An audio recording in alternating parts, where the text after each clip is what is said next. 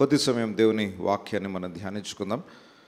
పరిశుద్ధ గ్రంథంలో నుండి ఆదికాండము 30వ అధ్యాయము 12-13 వచనాలని చదువుకుందాం.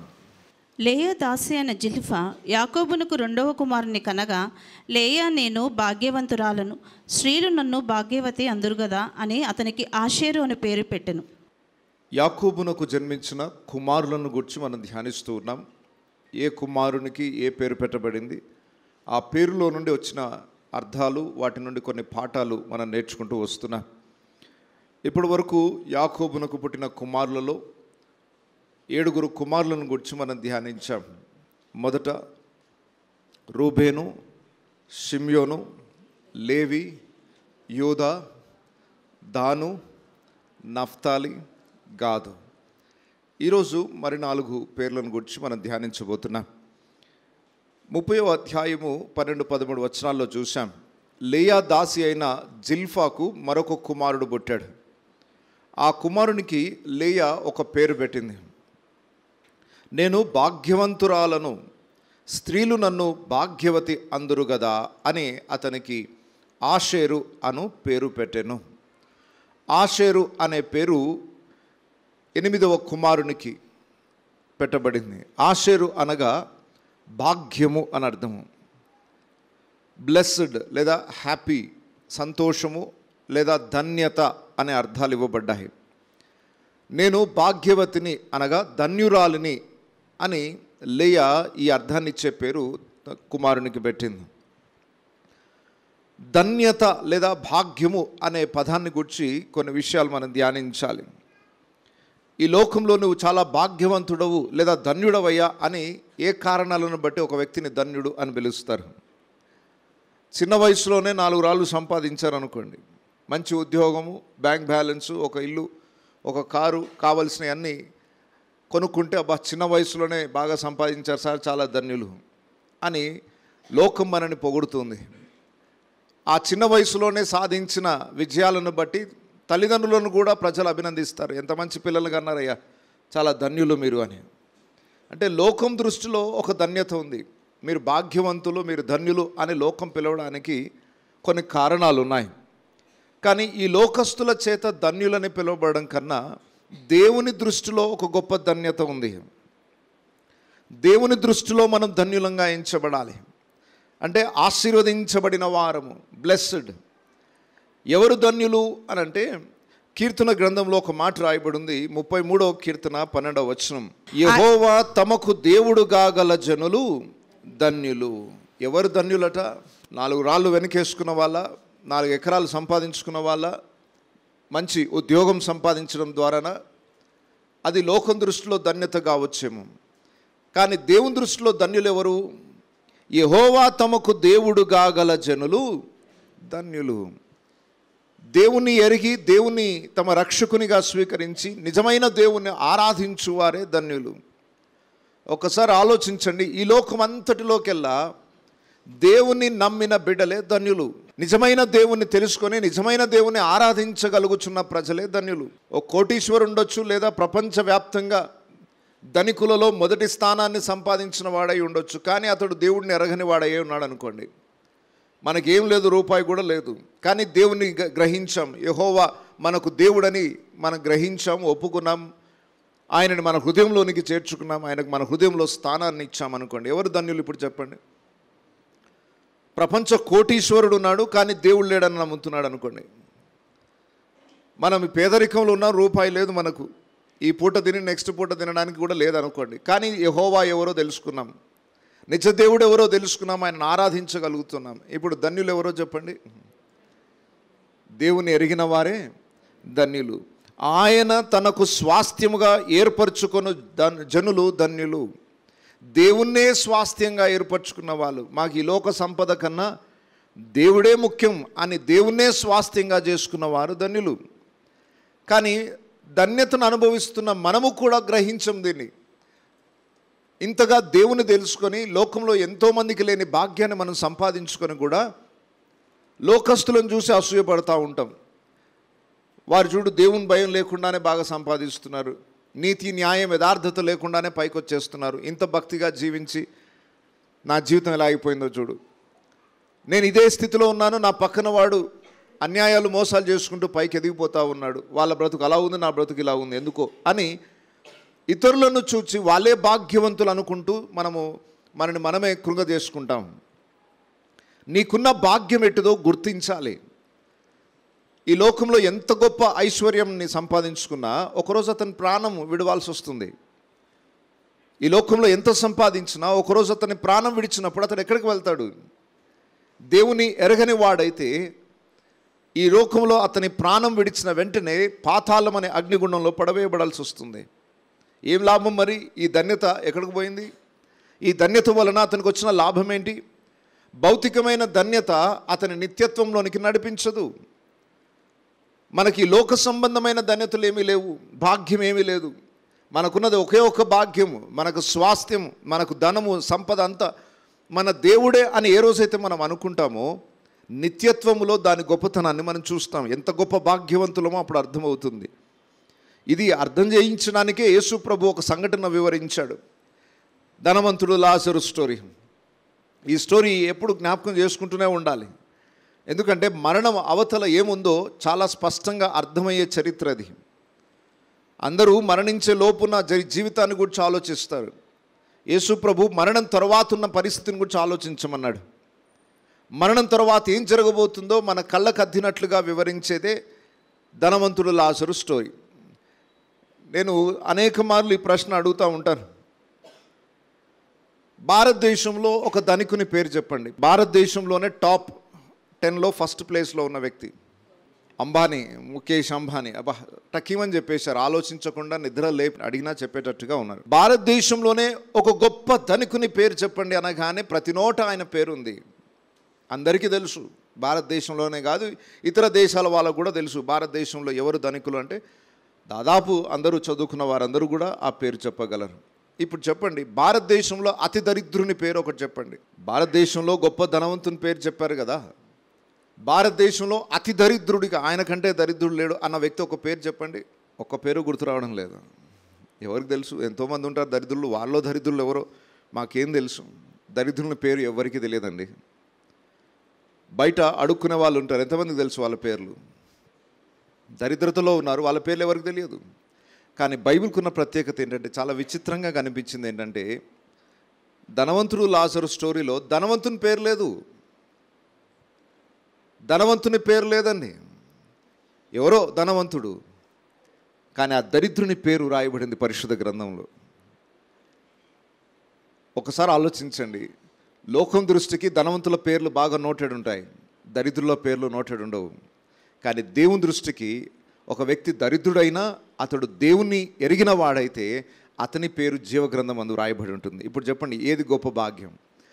పరిశుద్ధ గ్రంథమైన బైబిల్లో అతని పేరు లిఖించబడడం, జీవగ్రంథమందు అతని పేరు రాయబడడం, మరణించిన తరువాత పరదేశులో భక్తుల యొక్క సహవాసంలో ఆనందించడం ధన్యతన. ఈ భూమి మీద ఉన్నంత కాలం ఏ కష్టం లేకుండా డబ్బుతో ఆనందిస్తూ దేవుణ్ణి పక్కన పెట్టి దేవుని స్థానంలో ధనాన్ని పెట్టుకొని ఐశ్వర్యవంతుడిగా, భాగ్యవంతుడిగా పిలువబడుట ధన్యమా? ఈ లోకంలో లాజరుకి ఏమీ లేదు. ఈ లోకంలో అడుక్కునే స్థితిలో ఉన్నాడు, దయనీయమైన స్థితిలో ఉన్నాడు, పడేసిన రొట్టె ముక్కలు నేరుకుంటూ బతుకుతున్నాడు. నా అన్నవారు లేరు, ఇలాంటి దరిద్రుడు ఇంకెవరు లేరు అనుకునే పరిస్థితిలో ఉన్నాడు. లోకం దృష్టికి అతడొక దరిద్రుడు, కానీ దేవుని దృష్టిలో ఎంత గొప్ప ధనవంతుడు, ఎంత గొప్ప భాగ్యవంతుడు. అతనికి కలిగిన భాగ్యము ఎంత ఉన్నతమైనది. ఒకసారి ఆలోచన చేయండి. ఈరోజు దేవుని కలిగిన మనం భాగ్యవంతులం. లేయా అనుకుంది, తన దాసి ద్వారా పుట్టిన కుమారుని బట్టి ఆమె భాగ్యవంతురాలు అనుకుంటుంది. దానికే అంత భాగ్యవంతురాలైతే దేవుని బిడలముగా మనం ఎంచబడుతున్నాం. పరలోక నివాసులముగా స్వాస్థ్యం మనకి ఇవ్వబడబోతుంది. ఈ భూమిని విడిచిపెట్టిన వెంటనే నిత్యత్వంలో గొప్ప భాగ్యాన్ని సంపాదించుకోబోతున్నాం. అన్నిటికంటే ముఖ్యంగా దేవుణ్ణే మనకు స్వాస్థ్యంగా చేసుకున్నాం. ఎంత గొప్ప ఐశ్వర్యవంతులం. పాడైపోయే ధనాన్ని సంపాదించుకున్న వారిని మీరు భాగ్యవంతులు అంటున్నారు. నిత్యము మనతో పాటుండే ఆ దేవుణ్ణే సంపాదించుకున్న మనం ఎంత భాగ్యవంతులం. అసలు ఆ దేవుని ఎరుగుటయే గొప్ప భాగ్యం. పేతురుతో యేసు ప్రభు ఒక మాట అన్నాడు, పేతురు నన్ను గురించి అందరూ ఏమనుకుంటున్నారు అని శిష్యులను అడిగినప్పుడు ఒక్కొక్కరు ఒక్కొక్క సమాధానం చెప్పారు. కానీ పేతురు అద్భుతమైన సమాధానం చెప్పాడు. ఆ సమాధానం చెప్పగానే యేసు ప్రభు పలికిన మాట మత్తయి సువార్త 16వ అధ్యాయం 16-17 వచనాలు. అందుకు సీమోను పేతురు, నీవు సజీవుడగు దేవుని కుమారుడవైన క్రీస్తువని చెప్పాను. అందుకు యేసు, సీమోను బర్యోనా, నీవు ధన్యుడువు, పరలోకముందున్న నా తండ్రి ఈ సంగతి నీకు బయలుపరిచితేనే గాని నరులు నీకు బయలుపరచలేదు. రైట్. ఇక్కడ నేను ఎవరని లోకం అనుకుంటున్నారు అని అంటే ఒక్కొక్కరు ఒక్కొక్క సమాధానం చెప్పారు. నువ్వు ఆ ఏలియావు నువ్వే అనుకున్నారు, ప్రవక్తవు, రాబోయే ప్రవక్తవు నువ్వే అనుకుని ఎవరో ప్రవక్తల పేర్లని చెప్పారు. చెప్పిన తర్వాత పేతురు పలికిన మాట, నీవు సజీవుడవగు దేవుని కుమారుడవైన క్రీస్తు అని చెప్పాను. వెంటనే యేసు ప్రభు చెప్పిన మాట చూడండి. అందుకు యేసు, సీమోను బర్యోనా, నీవు ధన్యుడవు. ఎందుకు ధన్యుడినా? యేసు ఎవరో గుర్తుపట్టాడు. ఇంకా లోకం గుర్తుపట్టలేదు ఆయనని మెస్సియాగా లోకం గుర్తించలేదు. ఆయన ప్రభువు రక్షకుడు అన్న సత్యాన్ని లోకం గుర్తించలేదు. సీమోను, నువ్వు గుర్తించావు యేసుని. ఈరోజు సువార్త ప్రపంచవ్యాప్తంగా ప్రకటింపబడుతుంది. ఇంకా అందరూ సత్యదేవుని గుర్తించలేదు. ఎంత చెప్పినా అర్థం కావట్లేదు వారికి. యేసుని అంగీకరించలేకపోతున్నారు, యేసుని గుర్తించలేకపోతున్నారు. ఆయనే రక్షకుడు, ఆయనే విమోచకుడు, నిత్య జీవాన్ని ఇచ్చువాడు. లోకానికి ఎంత అర్థమయ్యేటట్టు చెప్పినా వాళ్ళకి అర్థం కావట్లేదండి.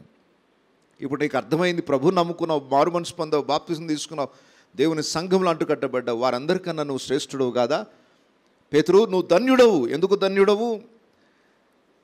పరలోకమందున్న నా తండ్రి ఈ సంగతి నీకు బయలుపరచనే కానీ నరులు నీకు బయలుపరచలేదు. ఇది ఈ ప్రత్యక్షత ఏదైతే దేవుని గూర్చిన ప్రత్యక్షత నువ్వు పొందుకున్నావో అది మనుషుల నుండి వచ్చింది కాదు, అది దేవుని వలన నీకు కలిగిన ప్రత్యక్షత, నా పరలోకమందున తండ్రి నీకు అనుగ్రహించిన ప్రత్యక్షత. దయచేసి గమనించండి, ఈరోజు ఎవరెవరైతే యేసునందు విశ్వాసం ఉంచారో మీరంతా ధన్యులే. దేవుని కలిగిన మనము ధన్యులము. ఒక పాట పాడుకుంటాం, ధన్యము ఎంతో ధన్యము యేసయ్యను కలిగిన జీవితము. యేసయ్యను కలిగి ఉండడమే గొప్ప భాగ్యం.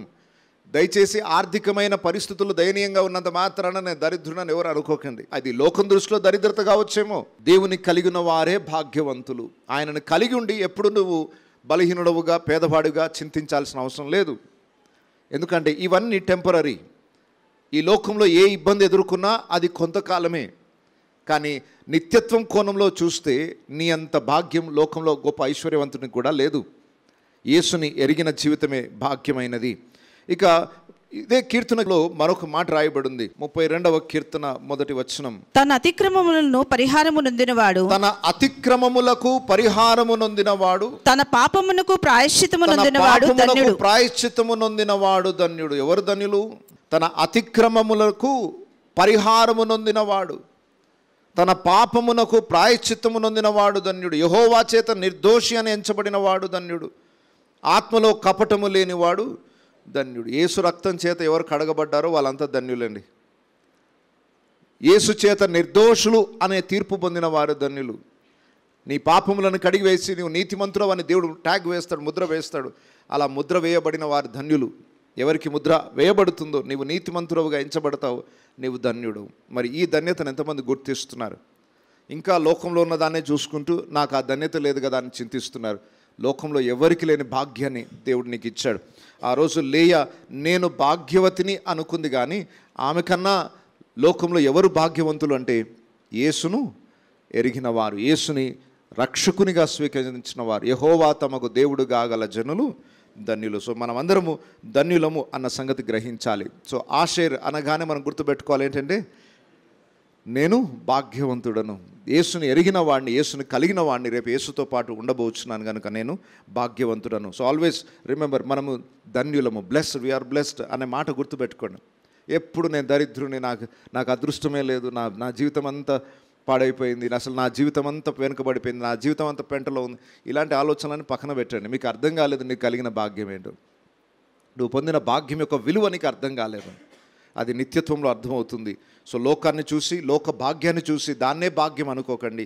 నీవు పొందిన భాగ్యమే లోకంలో అందరూ అనుభవిస్తున్న భాగ్యం కన్నా గొప్పది. నీ రక్షణ చాలా గొప్పది. దేవుడు నీకు అనుగ్రహించిన భాగ్యం అది. అయితే ఇంకొక కుమారుని గుర్చిన విషయాలు మనం ధ్యానిద్దాం. ఆదికాండము 30వ అధ్యాయము 17-18 వచనాలు చూడండి. దేవుడు లేయా మనవి వినెను గనుక ఆమె గర్భవతి అయి యాకోబునకు 5వ కుమారుని కనెను. లేయా, నేను నా పెనిమిటికి నా దాసునిచ్చినందున దేవుడు నాకు ప్రతిఫలము దయచేసను అనుకుని అతనికి ఇస్సాకారు అను పేరు పెట్టెను. రైట్, ఇక్కడ పైన వచనాలలో కొంత చరిత్ర జరిగింది. ఏంటి అని అంటే, లేయా కుమారుడైన రూబేను పుత్రదాత వృక్షపు పండ్లు కొన్ని తీసుకొని వచ్చాడు అని రాయబడింది. అంటే సంతానాన్ని కలుగజేసే ఒక పండ్లు అని రాయబడింది. నిజానికి అవి చరిత్రలో ఉన్నాయా లేదా మనకు తెలియదు.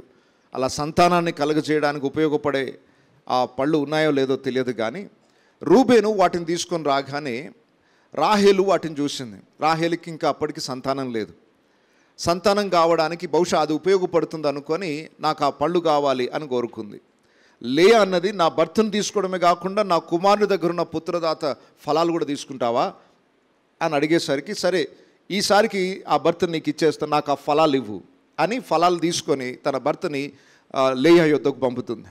అప్పుడు లేయాకు జన్మించిన కుమారుని గురించి ఇక్కడ రాయబడిన మాట. ఇక్కడ ఒక విషయాన్ని జ్ఞాపకం చేస్తున్నాను. ఆ పుత్రదాత ఫలములను బట్టి పుత్రులు కలిగారు అనుకోకండి.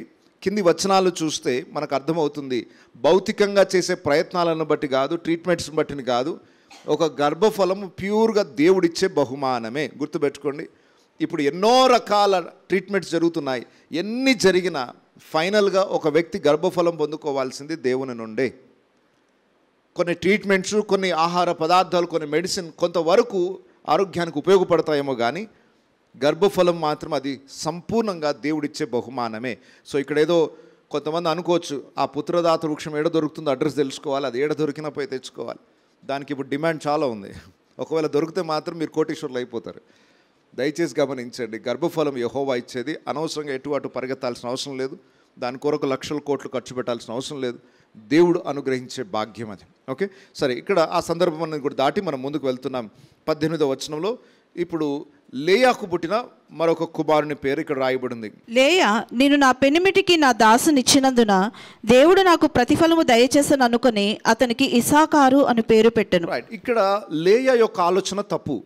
ఏం ఆలోచన అంటే, నా పెనిమిటికి నా దాసునిచ్చినందున అంటే ఇంకా సంతానోత్పత్తి కలగడానికి, అతని వంశాన్ని అభివృద్ధి కలగజేయడానికి, నాకు పిల్లలు పుట్టడం ఆగిపోయినా కూడా మరలా పిల్లలు కొనసాగడానికి నా దాసినిచ్చాను, సంతానోత్పత్తి కొరకు నేను తోడ్పడ్డాను కాబట్టి దానికి ప్రతిఫలంగా దేవుడు నాకు మరొక కుమారుని ఇచ్చాడు అనుకుంటుంది. ఆమె అభిప్రాయం సరైనది కాదు. కానీ ఒక విషయాన్ని మాత్రము, ఆ పేరులో నుండి పాఠాన్ని మాత్రం ఒకటి గ్రహించాలి.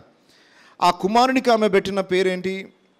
ఇస్సాకారు అని అర్థం. ఇస్సాకారు అనే పదానికి అర్థం ఏంటి అని అంటే రివార్డ్, ప్రతిఫలము అని అర్థము, జీతము అని అర్థము. ఇస్సాకారు అంటే దేవుడు నాకు ప్రతిఫలాన్ని ఇచ్చాడు, నేను చేసిన ఉపకారానికి తిరిగి నాకు బెనిఫిట్ని ఇచ్చాడు అని. ఆధ్యాత్మికమైన అర్థాన్ని, దాని నుండి పాఠాలని కొన్ని నేర్చుకోవాలి. రివార్డ్ అనేది ఈ భౌతికంగా లేయా అనుకున్న ఆలోచన విధానం తప్పు. కానీ దేవుడు మాత్రము భూమి మీదనున్న ప్రతి మానవుడు చేసిన పనికి తగిన రివార్డ్ ఇవ్వబోతున్నాడు. ఒకసారి ప్రకటన గ్రంథం 22వ అధ్యాయం 12వ వచనం చూడండి. ఇదిగో త్వరగా వచ్చుచున్నాను, వాని వాని క్రియ చొప్పున ప్రతివానికిచ్చుటకు నేను సిద్ధపరిచిన జీతము నా యొద్ద ఉన్నది. రైట్, ఇదిగో త్వరగా వచ్చుచున్నాను. యేసు ప్రభు అంటున్నాడు, నేను త్వరగా వస్తున్నాను. వచ్చేటప్పుడు ఏం తీసుకొని వస్తున్నాడట? వాని వాని క్రియ చొప్పున ప్రతివానికిచ్చుటకు నేను సిద్ధపరిచిన జీతము నా యొద్ద ఉన్నది. జీతం అని దేన్ని అంటాం మనం? కష్టపడి పని చేస్తే దానికి వచ్చే కష్టార్జితాన్ని జీతము అని అంటాం. యేసు ప్రభు వచ్చేటప్పుడు జీతమును దగ్గర పెట్టుకొని వస్తాడట. ఎవరికి ఇవ్వడానికి? వాని వాని క్రియ చొప్పున. ఎవరెవరైతే దేవుని మహిమ కొరకు కష్టపడ్డారో వారికి రివార్డ్ ఇవ్వబోతున్నాడు, వారికి ప్రతిఫలాన్ని ఇవ్వబోతున్నాడు, జీతాన్ని ఇవ్వబోతున్నాడు. ఒకసారి ఆలోచించండి, మనం అందరము కూడా ఈ లోకంలో కష్టపడి పని చేస్తూ నెల రాగానే జీతం ఎక్స్పెక్ట్ చేస్తాం. జీతం ఎక్స్పెక్ట్ చేసేటప్పుడు ఒకవేళ డైలీ వేజ్ లేబర్ అనుకోండి, ఎన్ని రోజులు పని చేసామో మనకు తెలుసు. నెలలో 30 రోజులు అయితే మనం 20 రోజులు పని చేసాం అనుకోండి, జీతం వచ్చే టైంకి ఎంత ఎక్స్పెక్ట్ చేస్తారు మీరు? రోజుకి 1000 రూపాయలు అనుకోండి.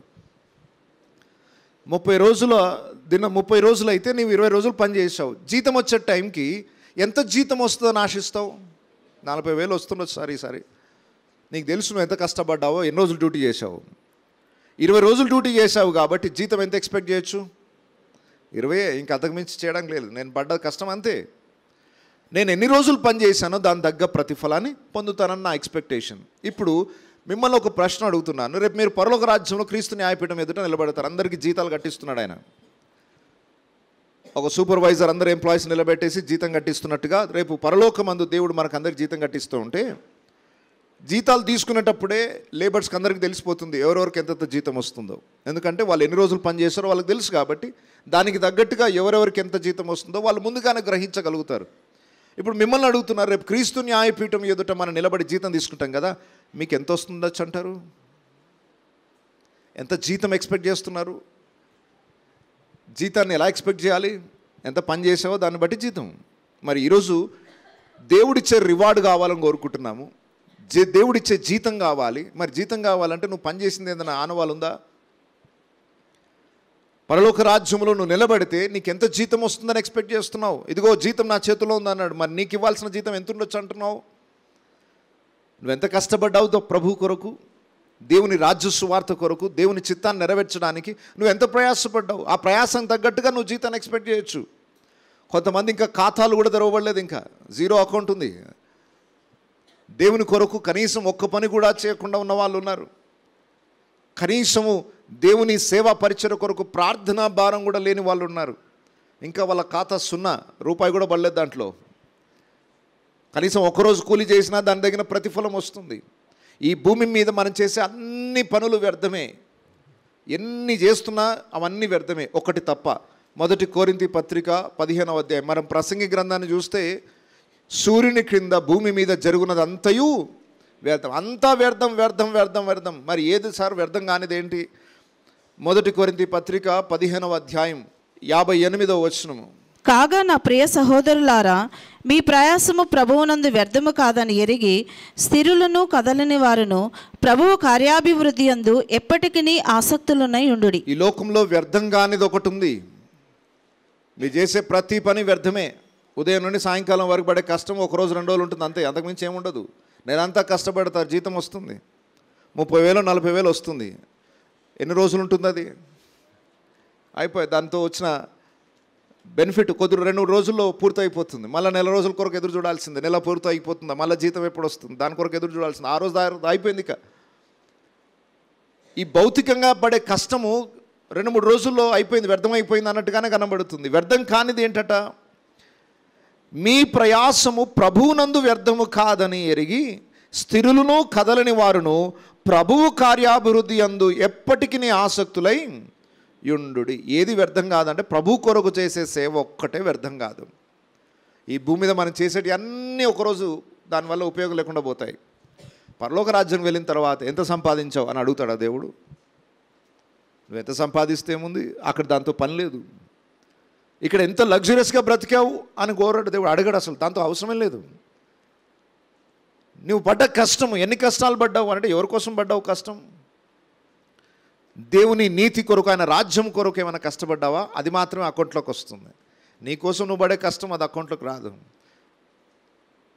దేవుని కొరకు ప్రయాసపడిన వారికి తగిన ప్రతిఫలాన్ని దేవుడు ఇవ్వబోతున్నాడు. అది వ్యర్థం కాదు. అది చిన్న పనైనా దానికి తగిన ప్రతిఫలాన్ని దేవుడు ఇస్తాడు. బైబిల్లో దేవుడు ఒక ఆజ్ఞ ఇచ్చాడు. ఏనాటి కూలి ఆనాడే ఇవ్వాలి అని. ధర్మశాస్త్రంలో ఇజ్రాయిల్లకు దేవుడు ఒక కట్టడ నియమించాడు. మీరు మీ దగ్గర పని చేయించుకుంటారు కదా, ఆ కూలికి ఎప్పుడు జీతం ఇవ్వాలి? సహజంగా మనకు వీక్లీ పేమెంట్స్ ఉంటాయి, మంత్లీ పేమెంట్స్ ఉంటాయి. కానీ అక్కడ దేవుడు ధర్మశాస్త్రంలో చెప్పిన ఆజ్ఞ ఏంటంటే ఏ రోజు కూలి ఆ రోజే సూర్యుడు అస్తమించేలోపు ఇచ్చేయాలి. మనలో చాలామందికి అనుభవాలు ఉంటాయి. నెలంతా పని చేయించుకుంటారు, జీతం ఇవ్వరు. అలా ఎంతోమంది నష్టపోయిన వాళ్ళు ఉన్నారు. అంటే ఈ లోకంలో అన్యాయం జరగొచ్చేమో, మన కష్టానికి రివార్డ్ రాకపోవచ్చేమో, కష్టానికి తగిన ప్రతిఫలం దొరకకపోవచ్చేమో. కానీ నిత్యత్వములో కష్టానికి తగిన ఫలము దేవుడు ఇవ్వకుండా మానడు. ఎందుకంటే ఏనాటి కూలి ఆనాడే ఇవ్వాలి అని ఆజ్ఞ ఇచ్చిన దేవుడు మనం పడ్డ కష్టానికి సూర్యుడు అస్తమించే లోపు దాని ప్రతిఫలాన్ని ఇవ్వడా? ఈ భూమి మీద దేవుని కొరకు మనం పడే ప్రయాసంలో భౌతికంగా భూమి మీద దీవెన ఉంటుంది, నిత్యత్వంలో కూడా దాని బహుమానాన్ని చూస్తాం. ఏనాటి కూలి ఆనాడే ఇవ్వాలని ఆజ్ఞ ఇచ్చిన దేవుడు మనము ఆయన కొరకు చేసిన కూలి పనికి తగిన ప్రతిఫలాన్ని ఇవ్వడా? తప్పకుండా దానికి ప్రతిఫలాన్ని ఇస్తాడు. సో నిత్యత్వంలో ఆ బహుమానం పొందుకోవాలని, జీతం పొందుకోవాలని, రివార్డు ప్రతిఫలము పొందుకోవడానికి ఈ భూమి మీద కొంతైనా దేవుని కొరకు పని చేద్దాం. ఇంకొకటి, దేవుడు మనం చేసిన ఏ పనిని మర్చిపోడట. హెబ్రీ పత్రిక 6వ అధ్యాయం 10వ వచనం ఒక్కసారి చూడండి. మీరు చేసిన కార్యమును మీరు పరిశుద్ధులకు ఉపచారము చేసి ఇంకనూ ఉపచారము చేయుచుండుట చేత తన నామమును బట్టి చూపిన ప్రేమను మరచుటకు దేవుడు అన్యాయస్తుడు కాదు. చాలా, ఈ లోకంలో మనం ఏదైనా చేస్తే అందరూ మర్చిపోవచ్చేమో, మనం ఎవరికైనా ఉపకారం చేస్తే వాళ్ళు మర్చిపోవచ్చేమో, కానీ దేవుని గురించి రాయబడిన మాట చూడండి. మీరు చేసిన కార్యమును, ఏం కార్యం చేశారు? మీరు పరిశుద్ధులకు ఉపచారము చేసి ఇంకనూ ఉపచారము చేయుచుండుట చేత తన నామమును బట్టి చూపిన ప్రేమను మరచుటకు దేవుడు అన్యాయస్తుడు కాదు. దేవుని నామమును బట్టి మీరు చూపిన ప్రేమను, మీరు చేసిన పనులను, మీ ఉపచారమును మరచుటకు దేవుడు అన్యాయస్తుడు కాదు. గమనించండి, మనం చేసే ప్రతి పని విషయములో దేవుడు రివార్డు ఏర్పాటు చేసి పెట్టాడు. దానికి తగిన ప్రతిఫలాన్ని, దాని యొక్క జీతమును దేవుడు సిద్ధపరిచి పెట్టాడు. కాబట్టి దేవుని పని పట్ల ఆసక్తి కలిగి ఉండండి. దేవుని కొరకు ఏదైనా చేయాలన్న తపన కలిగి ఉండండి. దినమంతా పని చేస్తున్నారు, మీకోసం మీరు చేసుకుంటున్నారు. కనీసం ఒక 10 నిమిషాలైనా, ఒక అరగంటనైనా, ఒక గంట అయినా దేవుని పని కొరకు ప్రయాసపడండి. మీ వంతు మీరు చేయగలిగిన పనులు ఏ రకంగానైనా, అది ఉపచారం కావచ్చు, ప్రార్థన కావచ్చు, ఆర్థికమైన వనరులు సమకూర్చవచ్చు, ఏ కోణంలోనైనా సువార్త పరిచర్యలో మీరు పాలిభాగస్తులైతే దానికి తగిన జీతాన్ని, ప్రతిఫలాన్ని, రివార్డ్ని తప్పకుండా మీరు పొందుకుంటారు. సో పరలోకమందు అందరు జీతాలు తీసుకుంటుంటే మీరు జీతాలు లేకుండా ఖాళీగా కూర్చుంటే అది మీకు ఇన్సల్ట్గా మారిపోతుంది. ఒకసారి మీరే ఆలోచించండి. మీ డ్యూటీలోనే ఒక్కొక్కరు 30,000, 40,000, 50,000 తీసుకుంటారు, మీ జీతం 10,000 వచ్చింది అనుకోండి, ఎంత నిరాశ పొందుతారు.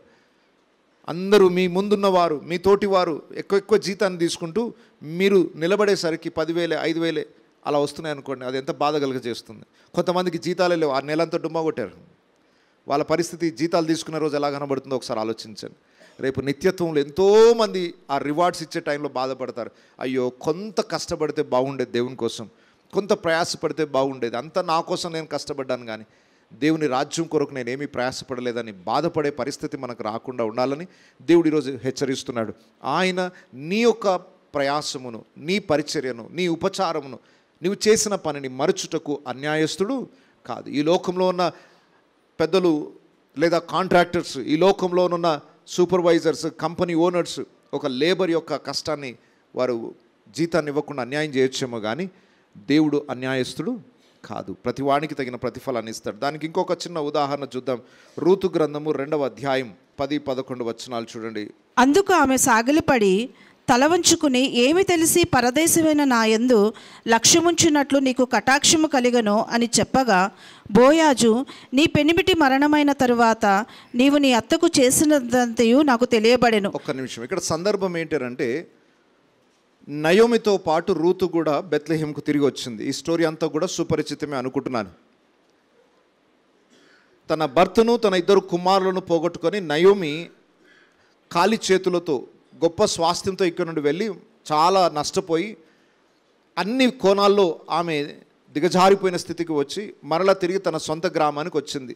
మోయాబు దేశానికి పరవాసిగా వెళ్ళి అక్కడ నుండి మరలా తిరిగి బెత్లెహేమునకు తిరిగి వచ్చింది. బెత్లెహేమునకు తిరిగి వచ్చేటప్పుడు నయోమితో పాటు ఆమె కోడలు కూడా వచ్చింది. రూతు, ఆమె కోడలు, నయోమి యొక్క కోడలైన రూతు పొలంలోనికి వెళ్ళి పరిగి ఏరుకుంటుంది. ఆ పొలం యొక్క ఓనర్ బోయాజు చూశాడు. చూసి ఆమెను గురించి మాట్లాడుతున్న మాట, ఆమెని కనికరించి ఆమె పట్ల దయ చూపించినందుకు రూతు ఆయనతో పలికిన మాట ఏంటో చూడండి. ఏమి తెలిసి పరదేశినైన నా యందు లక్ష్యముంచున్నట్లు నీకు కటాక్షము కలిగెనో అని చెప్పగా, అయ్యా నా గురించి మీకేం తెలుసు అని నాకు ఇంత దయ చూపిస్తున్నారు అని అడిగింది ఆమె. అప్పుడు బోయాజు పలికిన మాట ఏంటంటే, నీ పెనిమిటి మరణమైన తరువాత నీవు నీ అత్తకు చేసినదంతయు నాకు తెలియబడెను. ఈ బోయాజు అంటున్నాడు, రూతు నీ పట్ల ఇంత కనికరం చూపించడానికి కారణం ఏంటంటే, నీ భర్త చనిపోయిన తర్వాత నీ అత్తకు నువ్వు చేస్తున్న ఉపచారం నేను బాగా తెలుసుకున్నాను, నువ్వు ఎంత కష్టపడ్డావో నాకు తెలిసింది. అయితే నీవు నీ తల్లిదండ్రులను, నీ జన్మభూమిని విడిచి ఇంతకు ముందు నీవు ఎరగని జనమునొద్దకు వచ్చితివి. యెహోవా నీవు చేసిన దానికి ప్రతిఫలమిచ్చును. నువ్వేమేం చేశావో దాన్ని దేవుడు చూశాడు, దానికి తగిన ప్రతిఫలాన్ని ఇస్తాడు. వింటున్నారా? రూతు చేసిన పని ఏంటి? ఆమె దేవుని రాజ్యానికి సంబంధించిన పనే కాదు, భూమి మీద కూడా మనం ఇతరులకు చేసే ఉపకారమును కూడా దేవుడు చూస్తున్నాడు. రివార్డ్ కేవలము సువార్త పరిచయ విషయంలోనే కాదు. మీరు ఎవరి పట్లనైనా చిన్న మేలు చేసినా వాళ్ళు మీకు తిరిగి ప్రతిఫలాన్ని ఇవ్వకపోవచ్చు. వింటున్నారా? వారు మీ కుటుంబీకులు కావచ్చు, మీరు ఇరుగు పొరుగు వారు కావచ్చు, అతడు అన్యుడు కావచ్చు, దేవుని ఎరగని వాడు కావచ్చు, ఒక నాస్తికుడైనా కావచ్చు. దేవుని బిడ్డలమైన మనము ఇతరులకు చేసే ఏ చిన్న ఉపకారమునైనా దేవుడు దాన్ని దృష్టిలోకి తీసుకొని దాని ప్రతిఫలాన్ని ఇస్తాడు. కాబట్టి క్రైస్తవుడు ఈ భూమి మీద ఉన్నాడు అని అంటే మేలు మాత్రమే చేయాలి. మీరు మేలు చేయుడి, కీడు చేయకుడి, మేలు చేత కీడును జయించుడి అన్నాడు. ఎవరైనా మనకు కీడు చేశారనుకోండి, తిరిగి ఏం చేయాలి వాళ్ళకి? ఓకే, అందరికీ మేలు చేయాలి. మేలు చేసిన వాడికి మేలు చేయాలి, కీడు చేసిన వాడికి. లోకం ఫార్ములా ఏంటి? ఎవరైనా నాకు మేలు చేస్తే వాళ్ళకి మేలు చేస్తాను, ఎవరైనా నాకు కీడు చేస్తే కీడు. కానీ దేవుడిచ్చిన ఆజ్ఞ ఏంటంటే మేలుకు మేలే చేయాలి, కీడుకు కూడా మేలే చేయాలి. మేలు చేత కీడును జయించండి. ఎందుకనంటే ఆ మేలుని దేవుడు గుర్తించి దానికి ప్రతిఫలాన్ని ఇస్తాడట. ఋతు, నువ్వు చేసిన పనిని దేవుడు చూస్తాడు, దానికి ప్రతిఫలం ఇస్తాడు నీకు. ఈ లోకంలో ఎవరెవరు ఏమేమి ఉపకారాలు చేస్తున్నారో అవన్నీ కౌంట్లోకి వస్తాయండి. ఒకవేళ ఎవరు ఉపకారం పొందారో వాళ్ళు మనకేం బెనిఫిట్ ఇవ్వకపోవచ్చు. వాడు ఎంత ద్రోహి సార్, నేను ఎంత మేలు చేశాను, నా మేలంతా మర్చిపోయాడు ఇతను, వాళ్ళ గురించి చింతించకండి. వాళ్ళ నుండి రివార్డ్ ఎక్స్పెక్ట్ చేయకండి. మనం చేసే పెద్ద పొరపాటు ఏంటంటే ఇతనికి 100 రూపాయలు ఇచ్చామంటే ఇతని నుండి మళ్ళీ 100 రూపాయలు కోరుకుంటాం. అది రివార్డ్ ఎట్లా అవుతుంది? మనం ప్రేమతో అతనికి మేలు చేశాం, అతని నుండి ఎక్స్పెక్ట్ చేయకండి. ఉపకారం ఎవరి దగ్గర నుండి ఎక్స్పెక్ట్ చేయండి? దేవుని నుండి చేయండి. అతడైతే ఏం చేయగలుగుతాడు? తిరిగి 100 ఇవ్వగలుగుతాడు. కానీ ఆ కార్యాన్ని బట్టి ఉపకారం చేయాలనుకుంటే దేవుడు దానికి రెట్టింపు దీవెనని మనకు అనుగ్రహిస్తాడు. సో గుర్తుపెట్టుకోండి, దేవుని రాజ్యానికి సంబంధించిన ఏ పనైనా రివార్డు ఉంటుంది, దాని ప్రతిఫలం ఉంటుంది. ఈ భూమి మీద ఇతర మనుషుల కొరకు నువ్వు చేసే ప్రతి ఉపకారము, ప్రత్యేకంగా దేవుని రాజ్య పరిచర్యలో మీరు చేసే ప్రతి పనికి తగిన జీతం ఉంది. సో దేవుడు జీతమునిచ్చువాడు. సో ఇషాకార అనగా అర్థం ఏంటి? రివార్డ్ లేదా ప్రతిఫలము లేదా జీతము అని అర్థము. సో మనం అందరము ఒకరోజు దేవుని చేతుల మీదుగా జీతాన్ని పొందుకోవాలి. మరలా ఆది కాండంలోనికి వద్దాం. 19వ వచనం నుండి చూడండి. లేయ మరలా గర్భవతి అయి యాకోబునకు 6వ కుమారుని కనెను. అప్పుడు లేయ, దేవుడు మంచి బహుమతి నాకు దయచేశాను, నా పెనిమిటికి 6 కుమారులను కనియున్నాను గనుక అతడికను నాతో కాపురము చేయుననుకొని అతనికి జబులూను అని పేరు పెట్టెను. లేయకు మరొక కుమారుడు పుట్టాడు. మొత్తానికి ఇప్పుడు లేయకు ఎంతమంది కుమారులు? మొదట 4 కుమారులు పుట్టారు. ఆ తర్వాత కొంతకాలం కానుక ఆగిపోయింది. తర్వాత మరలా 2 కుమారులు పుట్టారు. ఆ 2 కుమారులు రెండవ కుమారుడు జబూలూను. జబూలూను అనగా అర్థం ఏంటంటే నివాసము, నివసించుట అని అర్థం. ఎందుకు ఈ పేరు పెట్టింది అని అంటే ఈ కుమారుని బట్టైనా నా పెనిమిటి నాతో నివాసం చేస్తాడు అనుకుందాం. సో నివాసము అన్న పదం నుండి కొన్ని పాఠాలు నేర్చుకోవాలి. జబూలూను నివాసము చేయుట. లేయా యొక్క ఆశ అంతా తన భర్త తనతో నివాసం చేయాలని. కానీ విశ్వాసకున్న గొప్ప ఆశ ఏంటో తెలుసా? దేవునితో మనం నివాసం చేయాలని. దేవుడు కూడా అదే ఆశ కలిగి ఉన్నాడు, మనతో నివాసం చేయాలని. నిజానికి దేవుడు ఆకాశ మహాకాశములు పట్టజాలని గొప్ప దేవుడు. ఆ గొప్ప దేవుడు భూమి మీద మనుషుల దగ్గరకు రావడానికి, అసలు మనుషులను ఎన్నిక చేయడానికి వాళ్ళు ఏ పార్టీ వాళ్ళు? 8వ కీర్తనలో ఒక మాట రాయబడింది, దేవా నువ్వు మనుషుని జ్ఞాపకం చేసుకున్నటకు వాడు ఏ పార్టీ వాడు? ఇంత పెద్ద సృష్టిలో మానవుడు ఎంత అల్పమైన వ్యక్తి, ఎంత సూక్ష్మమైన వ్యక్తి, ఇతన్ని జ్ఞాపకం చేసుకోవడానికి మానవుడు ఏ పార్టీ వాడు అన్నాడు. మరి ఇంత సూక్ష్మమైన మానవుని కొరకు దేవుడు పరలోకం నుండి భూమి మీదకి దిగి రావాలనుకుంటున్నాడట. నేను మనుషుల మధ్యలో నివాసము చేయవలనని యోచించుతున్నట్టు. నిర్గమకాండము 25వ అధ్యాయములో ప్రత్యక్ష గుడారాన్ని నిర్మించమని దేవుడు మోషేకి ఆజ్ఞాపిస్తాడు. నిర్గమకాండము 25వ అధ్యాయం 8వ వచనం ఒకసారి చూడండి.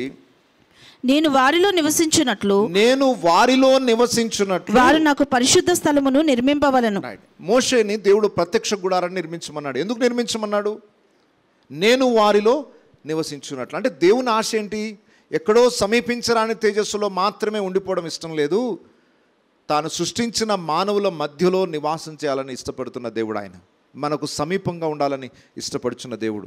ఇశ్రాయేలుల గోత్రాలన్నిటికీ మధ్యలో గుడారాన్ని వేసుకొని అక్కడ తన మహిమతో దిగివచ్చి వారి మధ్య నేను నివసించాలనుకుంటున్నాను అన్నాడు దేవుడు. చూడండి, మనం ఆరాధిస్తున్న దేవుడు దూరంగా ఉండే దేవుడు మాత్రమే కాదు, ఆయన మనకు దగ్గరగా ఉండే దేవుడు, మనతో కలిసి నివాసం చేయడానికి ఇష్టపడుచున్న దేవుడు.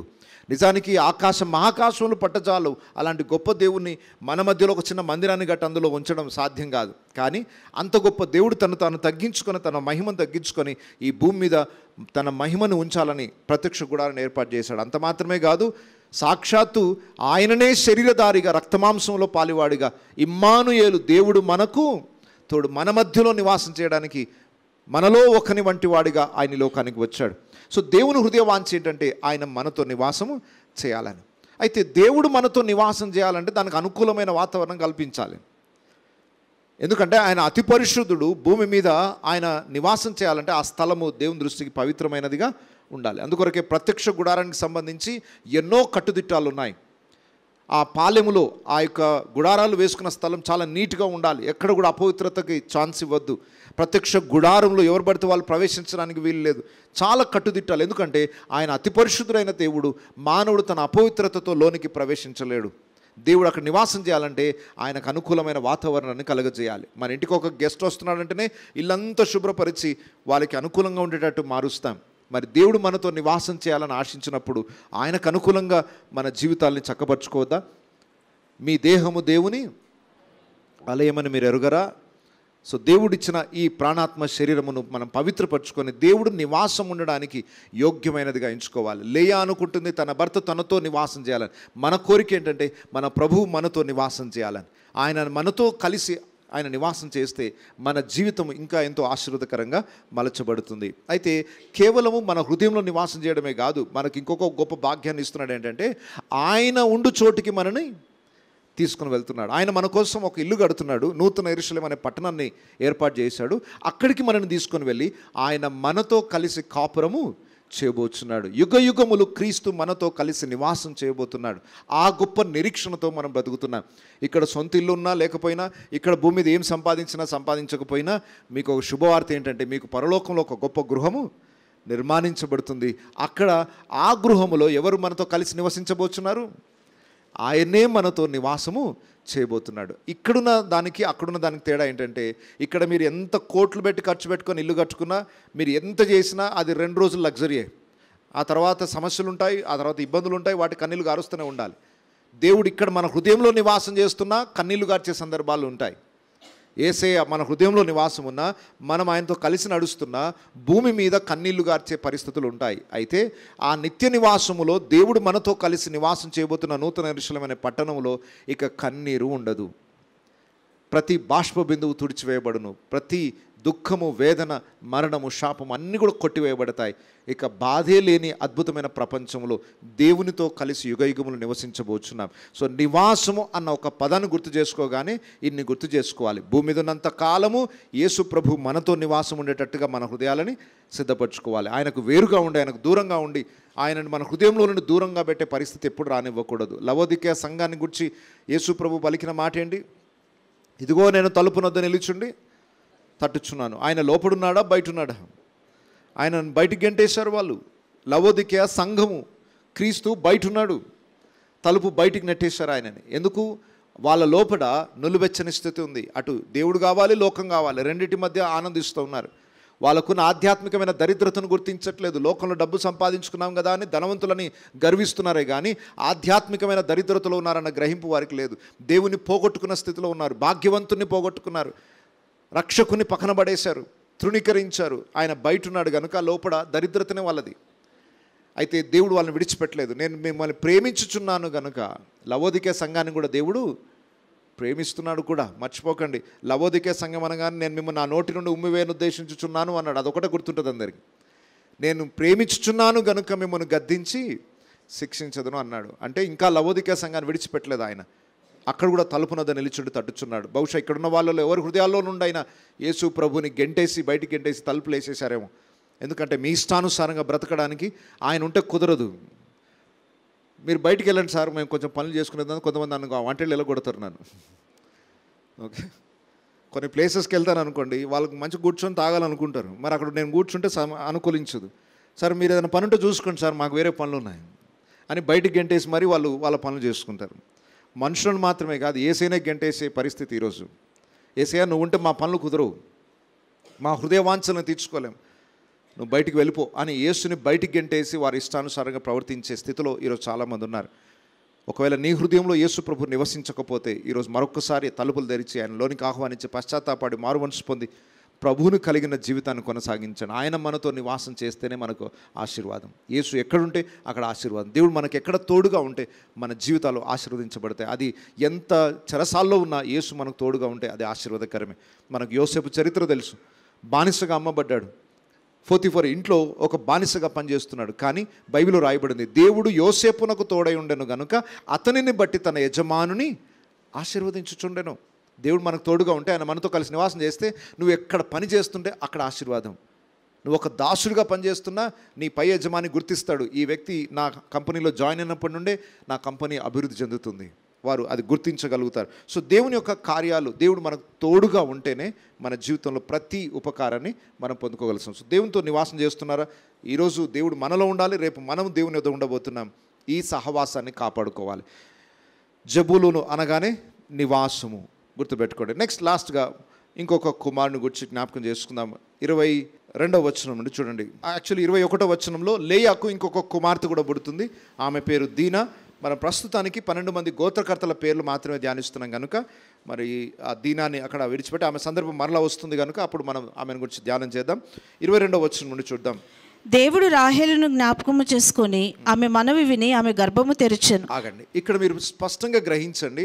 ఆమె పుత్రదాత ఫలములు, వృక్షపు ఫలములు తిన్నందుకు గర్భఫలం వచ్చిందా? దేవుడు ఆమెను కనికరించినందుకు గర్భఫలం వచ్చిందా? మెడిసిన్ తీసుకొని అన్ని రకాల ట్రీట్మెంట్ చేసినందుకు ఆమెకి గర్భఫలం ఇవ్వబడిందా? దేవుడు ఆమెను కనికరించినందుకు గర్భఫలం ఇవ్వబడిందా? రైట్. ఇప్పుడు చాలామంది ట్రీట్మెంట్ చేసుకుంటున్నారు. వాళ్ళు అనుకుంటున్నారు ఆ ట్రీట్మెంట్ ద్వారా వచ్చిందని. కాదు, ఒక నిర్ణయ సమయం ముందు దేవుడు వారి గర్భం ధరిస్తేనే గర్భఫలం ఇవ్వబడుతుంది. అది బాగా గుర్తుపెట్టుకోండి. ఆ మాట మళ్ళీ చూడండి. దేవుడు రాహేలును జ్ఞాపకము చేసుకొని ఆమె మనవి విని ఆమె గర్భము తెరిచెను. సో ఆ పైనున్న పుత్రదాత వృక్ష ఫలములను బట్టి కాదు, దేవుని కనికరమును బట్టి గర్భఫలం ఇవ్వబడింది. సరే, ఇప్పుడు రాహేలుకి కుమారుడు పుట్టాడు. ఆ కుమారునికి ఆమె ఏం పేరు పెట్టింది? అప్పుడు ఆమె గర్భవతి అయ్యే కుమారుని కని దేవుడు నా నింద తొలగించననుకొనెను, మరియు ఆమె యెహోవా మరి ఒక కుమారుని నాకు దయచేయునుగాక అనుకొని అతనికి యోసేపు అను పేరు పెట్టెను. ఇప్పుడు కుమారుడు ఇచ్చాడు కదా దేవుడు, దేవునికి స్తోత్రం అనకుండా ఆమె ఏమంటుంది? సరే, ఒకడు ఇచ్చాడు, చాలా సంతోషమే, కానీ ఇంకొకటి కావాలి. దేవుడు నా నిందను తొలగించాడు, దేవుడు నాకు ఒక కుమారుని ఇచ్చాడు, అయితే నాకు ఇది సరిపోదు, ఇంకా కావాలి, అభివృద్ధి అనేది కావాలి. సో యోసేపు అనగా అర్థం ఏంటంటే అభివృద్ధి అని అర్థం. యోసేపు అనగా అభివృద్ధి, ఇంక్రీజ్ అని అర్థం, లేదా దీన్ని ఇంకా రెట్టింపు చేయమని అడగడం. యోసేపు అన్న పేరు మనకు గుర్తొచ్చినప్పుడల్లా అభివృద్ధి కలుగజేయువాడు దేవుడే అన్న సంగతి మర్చిపోకండి.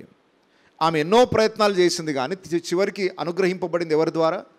దేవుని ద్వారా. సరే, దేవుడు ఇది ఇచ్చాడు, ఇంకా అభివృద్ధి కావాలి అంటే ఎవరు ఇవ్వాలి? మళ్ళీ దేవుడే ఇవ్వాలి. ఇప్పుడు నీకున్న స్థితిని ఇచ్చింది దేవుడే, దీన్ని ఇంకా రెట్టింపు చేయాలన్నా దేవుడే చేయాలి. యోసేపు అనగా అభివృద్ధి. మన దేవుడు అభివృద్ధిని కలుగజేయువాడు.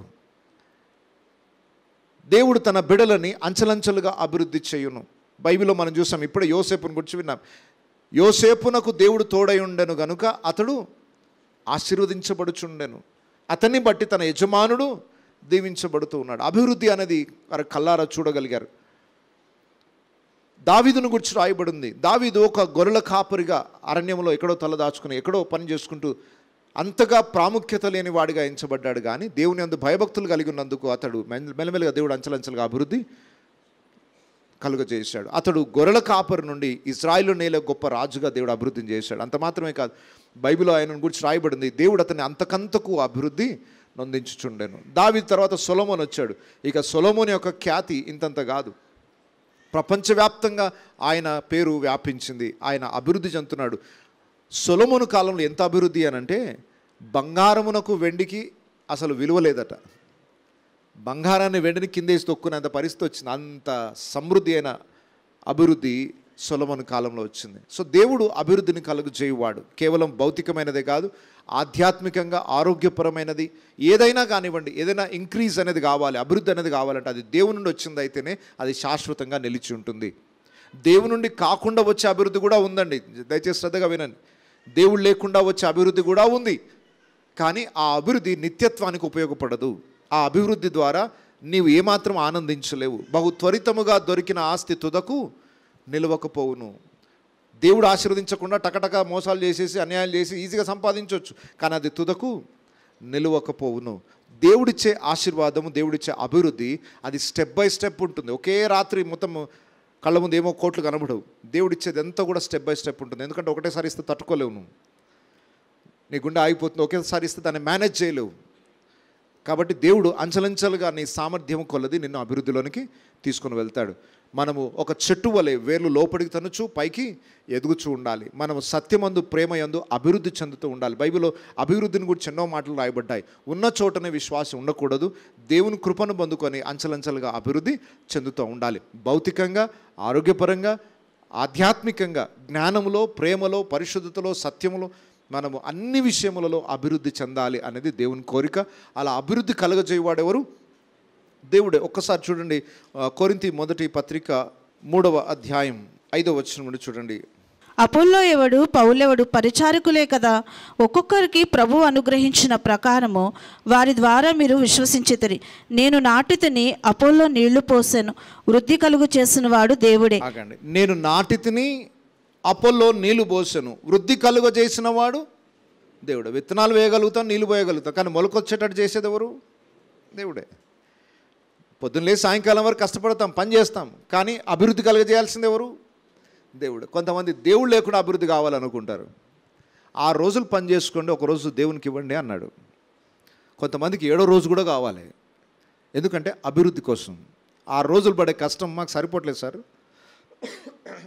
ఇంకొక రోజు కష్టపడితేనే మా అవసరతలు తీరుతాయి, ఆ 7వ రోజు కూడా కష్టపడితేనే మేము అభివృద్ధి చెందుతాం అని దివారాత్రులు కష్టపడుతున్నారు. దయచేసి గమనించండి. ఒకవేళ జాబ్లో లీవ్ దొరకక బలవంతము చేత మీరు ఉద్యోగం చేయాల్సి వస్తే పర్వాలేదు, కానీ మీ అంతటా మీరు ఆప్షన్ ఉన్నా కూడా, అవకాశం ఉన్నా కూడా, చర్చా పని అనే 2 ఆప్షన్స్ సెలెక్ట్ చేసుకునే అవకాశం ఉన్నా కూడా చర్చికి వెళ్తే ఏమొస్తుంది సార్, పనికి వెళ్తే ఒక 1000 రూపాయలు వస్తాయి అనుకొని వెళ్ళారనుకోండి, మీరు పొరపాటు చేస్తున్నట్టే.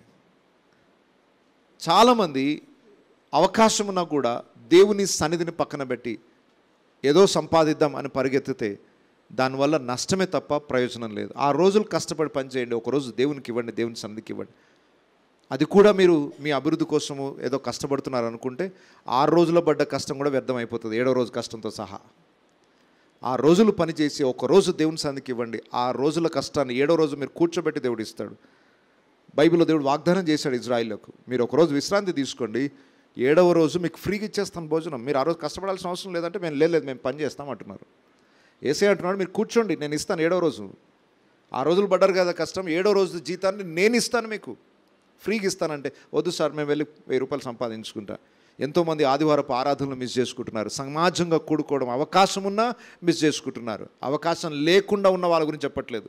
కొంతమందికి రావాలని ఆశ కానీ అవకాశాలు లేవు, అలాంటి వారి గురించి నేను చెప్పట్లేదు. అవకాశం ఉండి కూడా నిర్లక్ష్యంతో ఇక్కడికి వెళ్తే ఏమొస్తుంది, ఒక్కరోజు వెళ్తే పని డబల్ జీతం వస్తుంది. కొన్ని దేశాల్లో ఎలాంటి ఉందంటే పరిస్థితి, వీకెండ్స్లో పని చేస్తే డబల్ శాలరీ ఇస్తారు. సాటర్డే సండే పని చేశారనుకోండి డబల్ జీతం. మామూలు రోజులు 1000 రూపాయలు అయితే ఆదివారం రోజులు చేస్తే 2000. అబ్బో ఎంత మంచి ఆఫరు. దీనికి ఎంతోమంది పడిపోతారు. ఈవెన్ క్రైస్తవులు ఎంతోమంది భక్తి కలిగిన వాళ్ళు కూడా అమ్మో ఆ రోజు చేస్తే 2 రోజుల జీతం వస్తుంది అనుకొని పరిగెత్తుతున్నారు. దయచేసి ఆ అభివృద్ధి నిలవదు. దేవుడిచ్చే ఆశీర్వాదం నిలబడుతుంది, కానీ దేవుని పక్కన పెట్టి చేసే ప్రయాసంలో ఎక్కడా అభివృద్ధి చూడవు. నిశ్చయముగా నీ చేతుల కష్టార్జితము నీవు అనుభవించదు అన్న వాగ్దానం ఎవరికి అంటే దేవుని యందు భయభక్తులు కలిగిన వాడికి, దేవునికి ప్రయారిటీ ఇచ్చిన వాడికి. 6 రోజులు పని చేసుకుని ఒకరోజు దేవునికి ఇవ్వడం, ప్రతిరోజు ఉదయకాలం సాయంకాలం ప్రార్థనలో సమయం గడపడం. ఈరోజు లైఫ్ ఎంత బిజీ అయిపోయిందంటే ప్రార్థించడానికి తీరికలేదు, బైబిల్ చదవడానికి తీరికలేదు. అలా పడే ప్రయాసం వ్యర్థమే. ఇంకా నీకు అభివృద్ధి ఏముంటుంది? దేవుని పక్కన పెట్టి పడే ప్రయాసం. ఒకడు ఉదయం లేచి చాలా రాత్రి వరకు కష్టార్జితమైన ఆహారం తినుచునుండుట వ్యర్థమే, వేస్ట్. నువ్వు దేనికోసం కష్టపడుతున్నావు? నీకు 0 అయిపోతుంది. అది దేనికి ఇవ్వాల్సిన సమయం దానికి ఇవ్వాలి, అప్పుడు దేవుని ఆశీర్వాదం అనుకుంటుంది, అప్పుడే అభివృద్ధి అనేది మనం చూస్తాం. సో యోసేపు అనగా అభివృద్ధి. సో నీ జీవితంలో నా జీవితంలో దేవుడు అభివృద్ధిని చూడాలని ఆశిస్తున్నాడు. అభివృద్ధి కావాలంటే అభివృద్ధి చేయువాడు. ప్రయాసపడేది మనమే కానీ అభివృద్ధి కలుగజేసేది దేవుడే. సో పౌలు కానీ అపోలో కానీ ఎవరైనా కానీ వాళ్ళ వంతు వాళ్ళు చేస్తున్నారు, కానీ అభివృద్ధి చేసేవాడు దేవుడే. సో అభివృద్ధి దేవుడు ఎట్లాగూ చేస్తాడు కాబట్టి నేను విత్తనాలు వేయను, నీళ్ళు పోయాను అంటారా? అంటే కష్టపడకుండా కూర్చొని దేవుడు అభివృద్ధి చేస్తాడు కదా అని చెప్పి కాదు దేవుడు చెప్పేది. పౌలు చేయాల్సిన పని పౌలు చేయాలి, అపోలో చేయాల్సిన పని అపోలో చేయాలి, కానీ వృద్ధి మాత్రం దేవుడే కలగజే. అది మనం చేయలేని పని, మనం చేయగలిగింది మనం చేద్దాం, చేయగలిగే దేవుడు చేయలేనిది దేవుడు మన పక్షమున చేస్తాడు. సో ఈరోజు ఎంతమంది జీవితాలను గురించి నేర్చుకున్నాం? 4 గురించి నేర్చుకున్నాం. ఒకసారి జ్ఞాపకం చేస్తారా? ఆషేర్ అనగా భాగ్యము లేదా ధన్యత, ఇశ్శాఖారు అనగా ప్రతిఫలము లేదా రివార్డ్, జీతము, జెబులును అనగా నివాసము. దేవుడు మనతో నివాసం చేయాలనుకుంటున్నాడు, మనం ఒకరోజు దేవునితో నివాసము చేయబోతున్నాం. నెక్స్ట్ యోసేపు. యోసేపు అనగా అభివృద్ధి. దేవుడు మనందరినీ అభివృద్ధి పథంలో నడిపించాలనుకుంటున్నాడు. ఎప్పుడు మనం ఆయనకు ప్రాముఖ్యతనిచ్చినప్పుడు, ఆయన మనతో ఉన్నప్పుడు, ఆ నివాసం మనము ఏర్పాటు చేసుకున్నప్పుడు మనలో అభివృద్ధి కలుగుతుంది. అభివృద్ధి మనం పడే కష్టంతో రాదు, అది దేవుడిచ్చే ఆశీర్వాదంతో వస్తుంది. ఆ ఆశీర్వాదంతో అభివృద్ధి చెందినవాడు ధన్యుడు. అందరం తల ఉంచుదాం, కళ్ళు మూసుకుందాం.